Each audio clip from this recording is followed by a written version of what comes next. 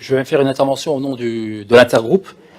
Je vais essayer d'être beaucoup plus court, parce que beaucoup de choses ont été dites, et j'irai donc à l'essentiel. En préalable, j'espère que je ne passerai pas pour un populiste, et que mes collègues aussi, puisque visiblement, dès lors qu'on sort du cadre des interventions, on devient tout de suite des populistes. Et je souhaite aussi dire que il faut qu'on essaye les uns et les autres de se rapprocher sur une discussion plus sereine, plus bienveillante. Peut-être qu'elle ne peut pas se faire sur le parvis de l'hôtel de ville, peut-être, mais peut-être qu'on peut aussi prendre des engagements un peu plus fermes, plus clairs, pour dire qu'on ouvre un espace de dialogue et qu'on essaie de se rencontrer pour que les uns et les autres, nous arrivions à recréer du débat et du dialogue. Nous, l'image qu'on a de ce projet, d'abord, la Cité de l'Abbaye, elle va fêter ses 100 ans dans 2 ans. En 2027, la Cité de l'Abbaye aura 100 ans. Tous les Grenoblois de naissance ont tous été, quand ils étaient petits, avec leur papa, avec leur vélo, à l'Abbaye. On connaît l'Abbaye. L'Abbaye, c'est un quartier historique. Et donc, du coup, 100 ans de vie, on ne peut pas traiter 100 ans de vie comme... Enfin, ce quartier fait partie du patrimoine de la ville. Et je pense qu'on doit se poser les bonnes questions et prendre le temps de travailler, en effet, avec les habitants de ce quartier, mais pas que, parce que l'Abbaye, ça reste dans la partie sud de Grenoble un espace où les familles viennent le dimanche acheter des légumes, vivre, rencontrer des voisins. Le grand café de l'avenue Jeanne d'Arc, eh bien, il y a tous les Grenoblois qui s'y présentent. C'est un quartier populaire, et je pense que il faut également prendre ça en compte pour dire que il faut du temps au temps dans ce genre de situation, et que là, tel que c'est présenté, j'ai l'impression qu'on va vite en besogne, pour parler direct. Mais vous avez, et ça c'est pas que sur ce dossier, tout le temps, systématiquement, ça comme dit l'autre, c'est votre truc. Vous avez un truc à vous, c'est la méthode. La méthode, elle est particulière. La méthode, elle s'appuie sur un slogan qui est « T'inquiète pas, tu sais pas pourquoi, t'occupe pas de la marque du vélo, pédale ». Et ça serait bien qu'on s'arrête 2 minutes pour dire comment on peut faire, comment ça va se passer, quelles sont les implications dans ce cas de ce projet-là. On peut pas supprimer 70% des places de parking. Dans un monde idéal, ce serait bien. Et nous, on est pas, le projet a une forme de pertinence, mais on peut pas dire aujourd'hui on vous retire 70% de vos places et continuer, circuler, il n'y a plus rien à voir. C'est impossible. Alors, on va me dire, il y a eu des concertations, mais la concertation n'est pas aboutie. Pourquoi pas prendre plus de temps, se remettre autour d'une table et faire des choses. En plus, on a la chance d'avoir un projet qui se passe sur 4 étapes. Pourquoi pas prendre en charge et prendre en compte ces éléments-là temporels? On peut très bien travailler sur un projet sur lequel on intègre cette donnée, de dire le parking aujourd'hui, il a une utilité. L'objectif à terme, c'est d'en avoir moins. Mais à terme, pas tout de suite. Et là, on a l'impression que c'est forcé. C'est au galop, faut qu'on y aille et que ça nous pose des problèmes. Nous, le problème, c'est cette concertation, elle doit être adaptée au contexte. Et là, on a l'impression qu'elle tombe du ciel et qu'elle est répétée parce qu'elle est organisée comme ça. Et t'inquiète pas, continue, tu verras, ça va bien se passer. Tu sais pas tout de suite, mais tu verras, ça se passera bien. Concernant le vélo, alors bien sûr qu'il y a des normes dans le code de l'urbanisme qui prévoit que les routes, les pistes cyclables, mais l'option qui avait été prévue en 2018, je crois que c'est le plan vélo, où on était, d'ailleurs il y a une piste cyclable sur l'avenue Léon Jouot. Ouais, c'est pourquoi pas imaginer d'investir un peu plus sur ce parti-là et trouver un moyen moins volumineux sur la piste cyclable, sur l'avenue Jeanne d'Arc. Peut-être que c'est un compromis, mais ce type de choses, il faut les mettre en débat, parce que si on ne met pas en débat, il y a la frustration qui va s'installer, et parfois il y a un côté pédagogique que vous ne prenez pas le temps de mettre en place sur des habitants qui n'ont pas tous fait des études d'architectes, qui n'ont pas tous été des urbanistes, et donc il faut leur expliquer les conséquences et pourquoi on est obligé d'en arriver là. Et c'est un des éléments qui nous perturbe. On prend d'ailleurs, c'est bien, monsieur le maire, d'avoir mis les deux délibres en commun, contrairement à ma camarade, Émilie Chalas, parce que nous on considère que c'est quasiment la même démarche. Le même état d'esprit, le même fonctionnement en termes de méthode de concertation. On est quasiment dans un cas d'école qui se reproduira peut-être, je sais pas, on n'espère pas en tout cas. Et nous, on espère que, et ce que on essaie de nous faire comprendre, c'est que c'est pas un raisonnement bête et méchant d'opposants. C'est un raisonnement d'une opposition qui se veut constructive pour dire, prenons le temps de se remettre en place autour de ce projet-là. Je vais porter un amendement, mais peut-être auparavant une petite explication.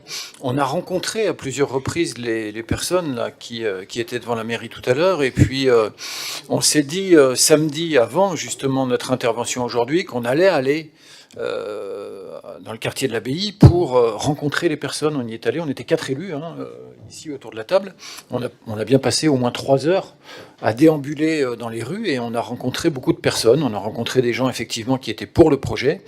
Et puis on a rencontré aussi beaucoup de personnes qui étaient contre le projet.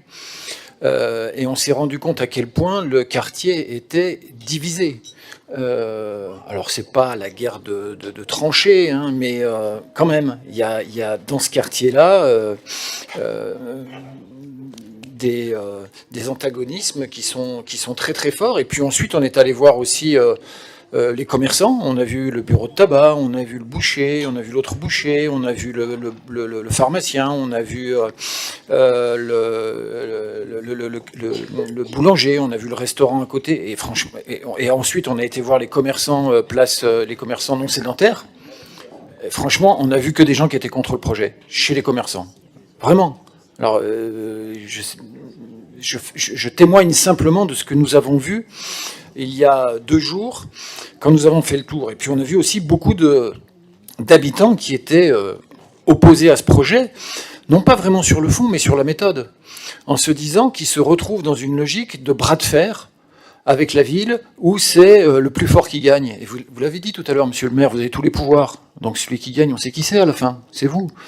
Mais eux, ils se retrouvent dans une situation où ils disent qu'ils aimeraient bien être entendus, être écoutés, pouvoir discuter, réussir à ajuster la trajectoire, à trouver un consensus. Alors, l'amendement qu'on porte va dans ce sens-là. Et on le porte en s'appuyant sur le plan piéton de 2018, plan piéton et plan vélo de 2018, qui avait été réalisé par Jacques Viard à l'époque. Moi, je me rappelle très bien, j'avais participé à ce plan piéton. La planche numéro 15 de plan piéton 2018, réalisée par Jacques Viard sur le plan vélo, disait qu'il y avait une préférence pour passer la piste cyclable plutôt sur Léon Jouot. Ça avait été une grande concertation qui avait été organisée avec les habitants du quartier notamment. D'où notre amendement, et s'il est refusé, nous voterons contre cette délibération, non pas sur le fond, mais pour dénoncer encore une fois cette méthode de la radicalité, cette méthode de brutalité qui vise à faire passer les choses comme ça en force, alors que plutôt que de s'enliser, nous on se dit qu'on pourrait, sans partir du principe qu'il ne peut pas y avoir d'entente, mais partir du principe qu'il peut y avoir une entente, les commerçants, les habitants et les commerçants qu'on a vus tout à l'heure relayent le même discours en disant que eux ils sont à l'écoute, c'est pour ça qu'ils veulent vous rencontrer pour d'une certaine manière transformer les tensions en opportunités. Notre amendement, qui est le suivant, donc c'est remplacer le gras par « Compte tenu des incertitudes et de l'absence de consensus autour des travaux de réaménagement de l'avenue Jeanne d'Arc, il est proposé de faire procéder à une nouvelle étude dans les plus brefs délais afin d'examiner notamment ce qui était contenu dans le plan vélo porté par Jacques Viard, afin d'examiner notamment la faisabilité de l'implantation de la piste cyclable avenue Léon Jouot, ce qui ferait abaisser la pression en termes d'espace, notamment pour les stationnements, puisque c'est aussi là que le bât blesse, pour un réaménagement, et de soumettre ces résultats à une nouvelle phase de concertation avec l'ensemble des parties prenantes du secteur. Voilà notre amendement. Voilà notre position, et s'il est refusé, bien sûr, vous avez compris, le vote qu'on portera sur la délibération, et je répète encore une fois sur la méthode. Quant à la deuxième délibération, puisqu'elles sont liées toutes les deux sur Beria, nous étions abstenus en métropole, parce que nous avions porté, là encore une fois, Hassane Bouzegou vient de le dire, sur aussi la question de méthode, nous avons porté la nécessité en métropole pendant 6 mois de faire une expérimentation en grandeur réelle, grandeur nature, de mise en sens unique, pour constater ensuite si les opposants qui étaient opposés à ce projet, qui sont quand même aussi assez charpentés, disons, en termes d'arguments, avaient tort ou avaient raison, et si ce projet pouvait être coulé dans le béton, j'allais dire, pour les 50 prochaines années. Ça n'a pas été accepté, et pour ces mêmes raisons, nous nous abstiendrons sur la deuxième délibération. Merci, monsieur le maire. Je voulais repointer un élément sur la délibération, sur le réaménagement de l'avenue Jeanne d'Arc, parce que vous nous dites...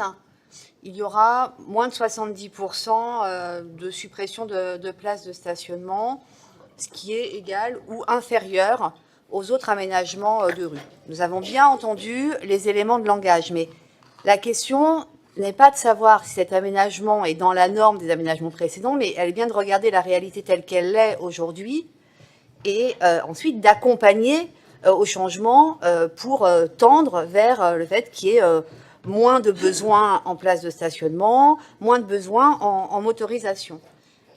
Il n'y a pas, de notre part, un refus de principe de baisser le nombre de stationnements. La question n'est pas là. Mais aujourd'hui, les questions qui se posent avec cette délibération, c'est avez-vous mené des études d'occupation des places de stationnement actuelles? Par qui sont-elles occupées? Par les habitants qui habitent le long de l'avenue Jeanne d'Arc, par les habitants qui habitent plus loin? Est-ce un report d'autres zones? Nous n'en savons rien. Avez-vous mené des études par rapport aux besoins actuels de stationnement des habitants des différentes résidences en comparant au nombre de places de garage et de stationnement privé existants? Si oui, qu'en est-il? Qu'en est-il des études prospectives sur les reports de stationnement? Parce qu'on sait bien que si demain on supprime l'ensemble de ces places, ceux qui habitent là vont bien devoir parquer leurs véhicules ailleurs. Donc où est cet ailleurs et comment avez-vous imaginé ces reports? En fait, dans ce dossier, vous donnez encore une fois le sentiment de passer en force sans vous donner la peine de tendre vers un projet consensuel, sans vous donner la peine d'accompagner le changement, sans vous donner la peine de convaincre. Or, le réaménagement de cette rue est quelque chose qui devrait être, in fine, salué par tous, parce qu'elle en a un grand besoin. Nous en sommes tous convaincus. Nous sommes tous convaincus qu'il y a besoin pour cette avenue de permettre aux cyclistes, aux piétons de circuler en sécurité, de permettre de la réaménager. Mais aujourd'hui, vous nous présentez cette délibération sans quand même communiquer au conseil municipal un mini bilan de concertation qui aurait été mené. Vous vous abritez derrière des éléments de langage et des arguments techniques. Le projet que vous portez serait le seul possible. Or non, nous ne sommes pas convaincus. Il y a toujours des variantes qui sont possibles au projet, même si elles sont plus complexes, même si elles demandent de travailler dans la dentelle. Un aménagement, il peut aussi être évolutif dans le temps. Et une concertation, ça demande effectivement du temps, ça demande du respect, ça demande effectivement un travail technique dans la dentelle. Mais aujourd'hui, en fait, vous semblez ne pas avoir de temps. Vous confondez vitesse et précipitation, car vous n'avez en fait qu'un objectif, pouvoir vous appuyer sur quelques réalisations concrètes, même si elles ne sont pas partagées. Et en ce sens, le planning prévisionnel du réaménagement de Jeanne d'Arc vous convient vraisemblablement bien, puisqu'il est livrable à la mi-2026. Nous souhaitons vraiment que ces études soient poursuivies pour que le projet de réaménagement de Jeanne d'Arc, ou y compris en intégrant Jouhaud, parce que quand on réaménage et quand on pense la circulation, les mobilités, on pense à l'échelle de ce quartier-là, et c'est bien le sens de notre amendement.